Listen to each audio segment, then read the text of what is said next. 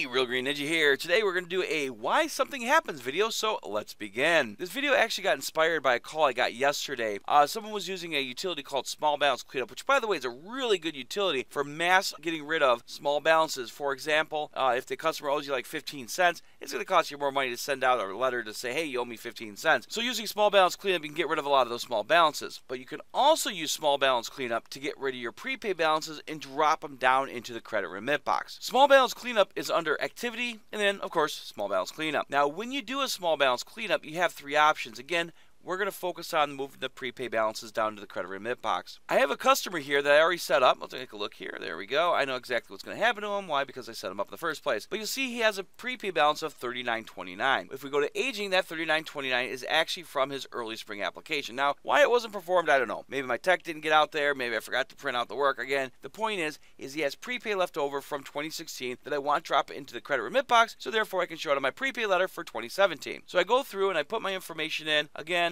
you know, I can set my adjustment date, when it's going to be made and everything, but down here is where I'm going to put in my $50. Any prepaid balance that's in a prepaid code below $50 will have an adjustment made for it, to drop it down to that credit remit box. When I hit the remove balance button, it's going to warn me, hey, that's kind of a high balance. Are you sure? Yeah, I know what I'm doing. Well, for the most part, I do. So I'm going to go ahead and hit yes, and you'll see it creates that GG adjustment. The thing is, though, is the account has not been changed yet. If we go into their financial history, you'll see there is no adjustments made. He still has that prepaid balance. You need to make sure to post these adjustment journals when you're doing something like this, because if I close this journal and run that utility again, what it's going to do, it's going to put another GG adjustment code on that adjustment journal. When I post it, it will actually do two adjustments against this customer's account. And this is, I think, what might have happened to the customer I talked to yesterday, because it does exactly what the results of what that customer had on one of their clients. So I have my two adjustments. I have a whole bunch of them because maybe I'm doing have a whole bunch of customers with balances below or above $50 or below $50.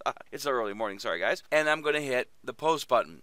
When I post, I can of course print, preview, export the journal. I'm going to post it as done. Yes, it is now going to do those adjustments against the account. Now, as soon as I push F5 or change tabs to refresh, you'll now see there's a credit of $39.29 sitting in their balance. And you're like, hey, that's exactly what I was looking for. Again, it dropped that $39.29 into the from prepay into the credit remit. Excellent. The problem is, if we go to history, you'll see there's actually three adjustments that were made. The first one is that first one I did. The second one is the second one I did. The problem is, though, is you can't have a remit balance in the prepay balance field. Because how can someone owe you for prepay? Prepay is when they give you money ahead of time. And again, because of this, the system generated this KK adjustment. So that's why we have the three adjustments. So the thing is a KK is counteracting that second prepay GG adjustment, because again, we can't have a remit balance in that prepaid balance field, or we're not supposed to. If you have one in there, something's not right. So, but again, you know, like I said to the customer, I said I never blame anybody. I wasn't there when it happened, but again, this is exactly what she was looking at,